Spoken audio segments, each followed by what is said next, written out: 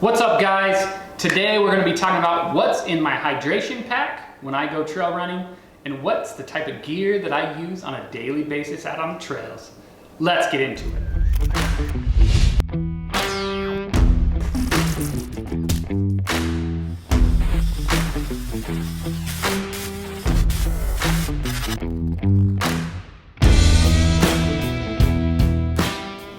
Hey guys, I want to talk to you guys a little bit about the gear that I typically use when I go for my runs.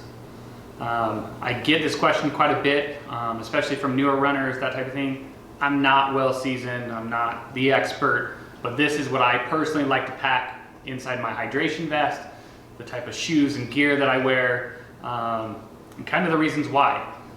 First and foremost is going to be the hydration vest. Mine is from the company Nathan. It's the Nathan Krar 12 liter. I actually purchased the smaller water bottles, the soft flasks that go inside of it, which are actually with the smaller model. I think it's the 4 liter. Great thing is I actually called Nathan and I asked them if I could just purchase the water bottles on their own, and they actually sent them out to me for free. So big shout out to them. Incredible customer service. They sent me actually out 4 different bottles plus a couple of different tips, just depending on what I liked. But it's fantastic, very comfortable for me. I actually used this on all of my 50Ks in 2019, including the Spartan one, where I actually picked up a second Nathan vest where I could just dump one bag and grab the other. So it worked out great. But within there, if I'm going for shorter runs, shorter meaning probably around 10, 12 miles, I'm only going to fill up 2 of these with water and then typically tailwind as well, which I'll get into in just a minute. But these are what I use for those shorter runs. The benefit of the 12 liter is it actually has space in the back here for a 2 liter hydration pack as well, which is fantastic. Because then I can fill up the hydration pack plus the 2 liter or the 2 smaller water bottles. So works out great, has plenty of storage. I've never had lack of storage that way. Plenty of pockets, all sorts of different things for it, so it's great. But when you go into it and you start packing this thing down, you do have to remember weight does play a factor in your long runs, that type of thing. So it's hard to, especially when you first start out, not overpacking.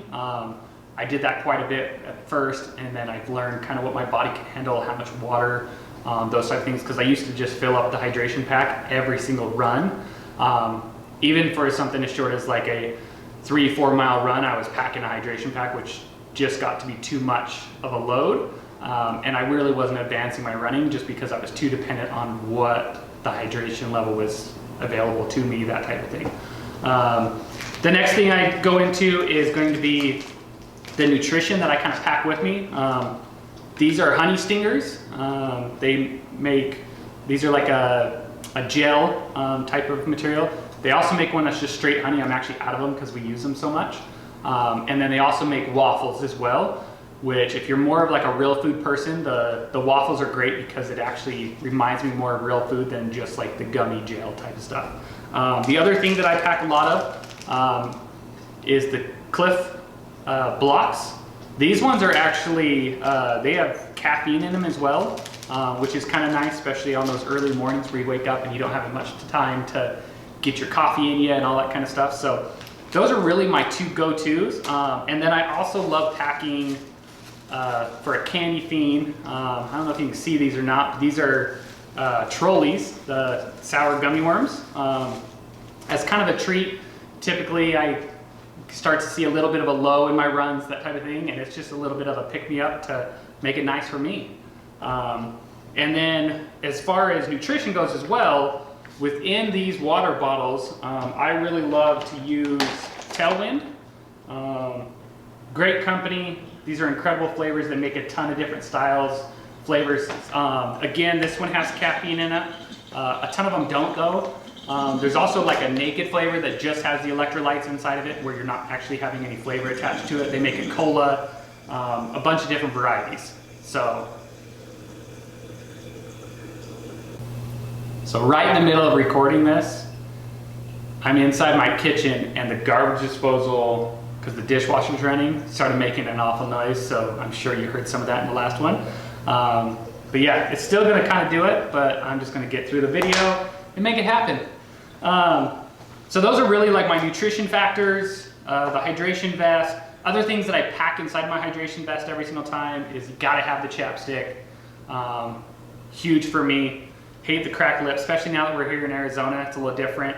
I always pack a set of headphones. These are the Jabras, the Elites.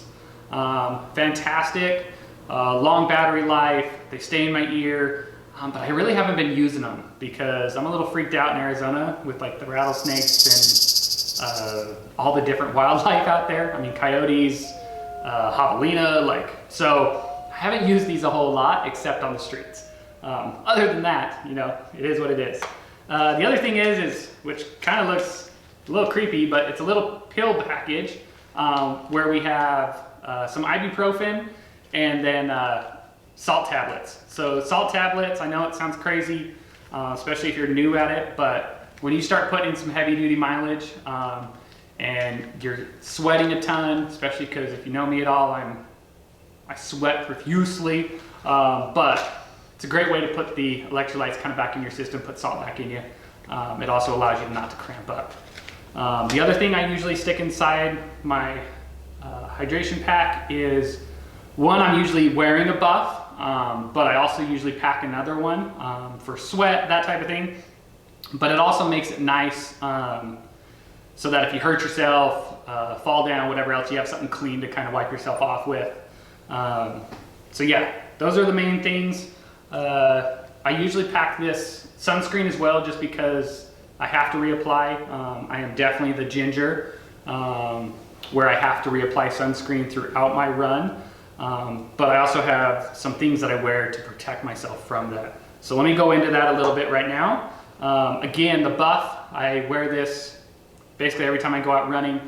Protects my neck. I can also put it over my ears and my head while I go running, especially because Arizona is going to kill me this year, but we'll get through it. It's going to be great training. Just wearing a typical running cap. So this is the Boca, B-O-C-O. It's incredible gear, very breathable up mesh top, big bill, so I can actually wear it backwards, protects my neck, or I can flip it forwards when I'm needing the protection over my nose or my eyes, headed right towards the sun, those type of things. These ones are fantastic. My actual old trail running group, Sound King Running, they actually had these new ones that were made. I actually don't know who they're made from, and I'll try to figure that out and post a link to this company, but these are awesome. So fully mesh back. It's more of like a trucker style, but it's very breathable, sweat resistant, all of that kind of stuff. I've loved running in this thing so far. It's been great. As far as sun protection, because I am a ginger, I do run in arm sleeves, which these have about 50 SPF consistently. And it's not terribly hot to run in these. So a lot of people think just because you're layering more, you're gonna get more hot, but it's actually false. So these are very thin, very breathable material. Plus, as you kind of get going through, you can actually pinch and kind of stretch it out and band it, and it'll actually cool itself down. So it works out great. I absolutely love it. As we get into like more gear stuff, I get asked all the time about my shoes. What do you run in? Is there a specific style, but it's all dependent on who you are and what you like. Personally for myself, I have run in the Ultras. These are the Lone Peak. These are Lone Peak 4s. Now they're up to a Lone Peak 5, but these Lone Peak 4s, this is actually what I ran all of my 50Ks in 2019.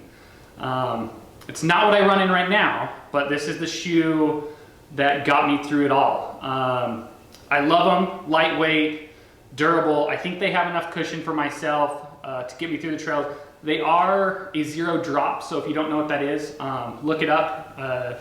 You can figure out whether a zero drop shoe may or may not be good for you. Beneficial part is they do have a very large toe box, so if you're worried about bumping, that type of thing, it's great. You still do have to size up because you can slide forward and still bump, but they are fantastic. Probably one of my favorite trail shoes. I love Ultra. I run in them when they're street shoes. I use their kind kind of like workout shoes or they're street shoes for working out in. I think it just, overall, they're a great shoe. What I'm currently running in now is the Hoke One One Speed Goat. Mine are the Speed Goat 3s. They're great, plenty of cushion. I mean, this stack back here is massive. So it's kind of like running on a cloud, which can be good and bad. So running down hills, all those different things, running uphill, it's actually really great. But you can wear out your knees because you're not feeling it as much. So once the run is actually over with, I've noticed it takes a little bit more of a toll on my knees because I'm not as careful as I probably should be form-wise running down hills, those type of thing. I think they could be a little bit improved with draining water, those type of things. But overall, the shoe fits great. And yeah, it's what I've been running in the most often. So, and I'm going to be kind of going back and forth between the Ultras and the Hokes, just because I think it's good for my body to kind of have that mix going back and forth. So that's just my personal opinion. And then we move up from there.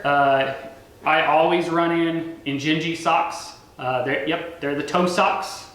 A lot of people love running in these things. I think they're super comfortable. I've had very little blistering. And the blistering I have usually had, even with these on, is because I sweat a ton. So my feet have a couple of different hot spots where I sweat a ton in. But also I'm very flat-footed, so which doesn't help my cause at all. But I have figured out some different sources, or like some different resources available to make it so that I don't have this issue, even if I'm wearing these. Couple of different things. Body Glide, I use it on my feet. I use it on my chest, going across where I use my chest strap for my heart rate monitor, and it works out great. I've also had to use it in between my thighs because I do have thicker thighs, so it allows it not to rub. And then the other thing is the Lucra Tape. So this stuff here is super pliable, sticks my foot regardless of the conditions. It really doesn't pull off, especially if I do it a few hours in advance of the actual race or run that I'm doing.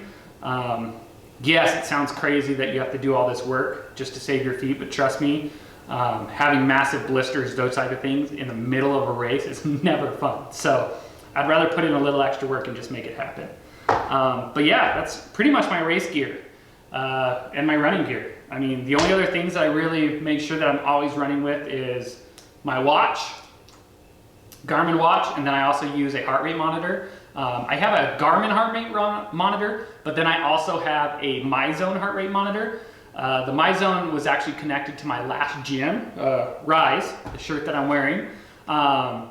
And it allows you to track your MEPs, your heart rate, all of those different things. It does your calories, and you're in kind of like a loop with all the other gym members. So it ends up being a little bit of a competition of like who gets the most MEPs, how many calories did you burn, who's doing what. It kind of keeps you motivated. So that's been a huge thing for me as a way to stay motivated, is using that. Plus you get statuses, those different things. The main advantage, I think, to the Garmin heart rate monitor over the MyZone is it tracks a little bit more data. So like my left or right vertical oscillation, my strides, different things that just that Garmin heart rate monitor picks up in combination with my actual Garmin watch. So like my shirt that I wear, I usually just wear a typical like polyester workout shirt. I have a ton of Spartan ones that I've done, so I have a bunch of those. I have some Patagonia ones. I mean, basically anything that's very lightweight, durable. I mean, there's nothing much to it. Same thing with my shorts. So I do have some running shorts. I actually like the 2-layer shorts, so where you have an under layer and then your actual running shorts. Main reason why for me personally I like those so much, and this is just like a personal pet peeve, is like when I'm running, I shouldn't even say running, when I start going up hills and I have to power hike, I'm actually a fan of grabbing my top layer and holding it in my hands so that I have to kind of push my thighs back and forth as I'm trudging up the hill. It's just something that I've found comfort in, and then it's, I don't know, just helps me out. So, but yeah, that's it, you guys. Hopefully you guys took something away. If you have questions, concerns, I'd love to see what in your guys' trail running kit, gear, kind of what you guys do. So if you like this video, subscribe, and then comment below what's in your hydration vest, or maybe you guys just have like a belt that you wear. Maybe you're a pro runner and you run with nothing except a water bottle because you have to. It'd be interesting to see what you guys think. So let me know down in the comments below. And thank you again. Take care. Have fun. Run hard. Peace.